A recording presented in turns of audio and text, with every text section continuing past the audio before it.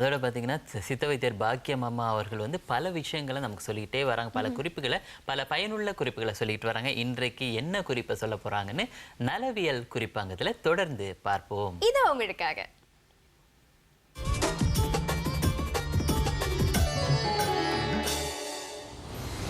வணக்கம் அன்பர்களே. இன்று ஒரு பழம், அதாவது இதை நீங்கள் பார்த்துருப்பீங்களா தெரியலை, ஆனால் இது பெரிய சூப்பர் மார்க்கெட்டில் எப்போவுமே நீங்கள் வாங்கலாம். இது லோக்கல் பழம் இல்லைங்க, அமெரிக்காவிலேருந்து வருது. ஆனால் பொதுவாக இங்கே எல்லா இடத்துலையும் கிடைக்கிது. இந்த பழத்தில் பாருங்கள், முடியாக சிறு சிறு முடிகள் இருக்கும். பார்க்குறது கொஞ்சம் வினோதமாக தான் இருக்குது. அதே மாதிரி நம்ம வந்து இதை இந்த பக்கம் வெட்டிக்கிட்டு இதையும் வெட்டி போட்டுட்டு எப்படி செய்யணும்டா, இந்த தோலெல்லாம் உரித்து எடுத்துடணும்.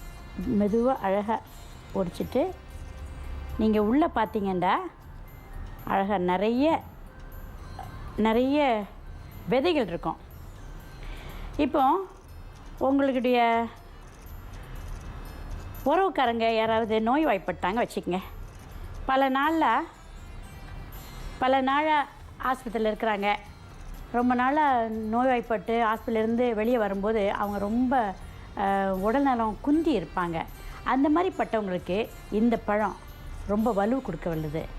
நெஞ்சில் ப்ராப்ளம் இருக்கிறவங்களுக்கு, நெஞ்சில் ஆப்ரேஷன் பண்ணி தேறி வர்றவங்களுக்கெல்லாம் இது வந்து ஒரு தேற்றி, உடல் தேற்றி, இருதயத்தில் உள்ள வால்ஸுக்கு சக்தி கொடுக்கக்கூடியது இது.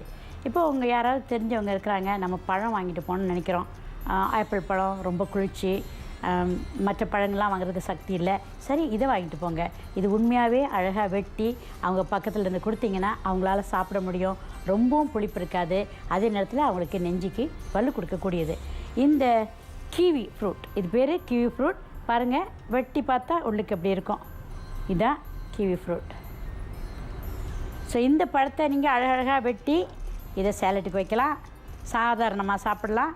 இதை பிளெண்ட் பண்ணணுன்னு சொன்னாலும் இதை கொஞ்சம் பிளெண்ட் பண்ணி மற்ற கேரட் கொடியோ அல்லது ஆப்பிள் கொடியோ போட்டு பிளெண்ட் பண்ணி குடிக்கலாம். இதோடைய சக்திகள் ரொம்ப இருக்குது. பழத்துக்குள்ளே சத்து இருக்குது, மண்ணுக்குள்ளே சத்து இருக்குது, சிலிக்கன் இந்த மாதிரிலாம் இருக்குது, மெக்னீசியம் இருக்குது, ஃபாஸ்பேட்லாம் இருக்குது. அதனால் நீங்கள் இந்த பழம் ரொம்ப உசிதமானதுன்னு எல்லாரும் சொல்லுவாங்க.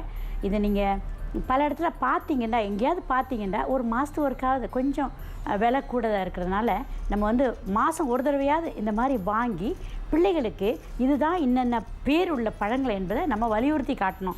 அவங்களுக்கு ஒரு 12 வயசு பிள்ளையை கேட்டிங்கன்னா கூடயும் இதெல்லாம் தெரியாதுன்னு தான் சொல்கிறாங்க. நான் சில இடங்களில் ட்ரை பண்ணியிருக்கிறேன். அவங்க இந்த பழங்கள்லாம் நாங்கள் பார்த்ததில்ல, இது என்ன புதுசுன்னு முடியெல்லாம் வெளியே இருக்குது, பயமாக இருக்குது அப்படின்னு சொல்கிறாங்க.